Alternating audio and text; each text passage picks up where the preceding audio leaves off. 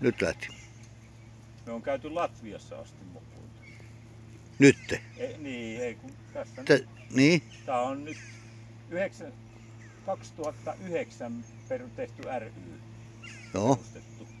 No mites 80 yli jäseniä on. Joo.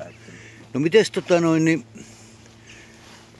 niin nyt olette lähtenyt Jämsästä? Eikä, kun me lähdettiin perjantaina aamulla Jämsästä Virroille ja Kitusen Kievarissa oltiin yötä ja Ruoveen Lierassa oltiin viime yö ja joo. Tultu tätä pikkuteitä tänne.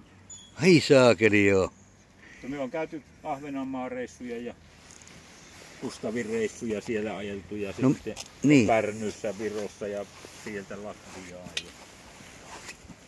Sillain meitä on aina vaihteleva porukka.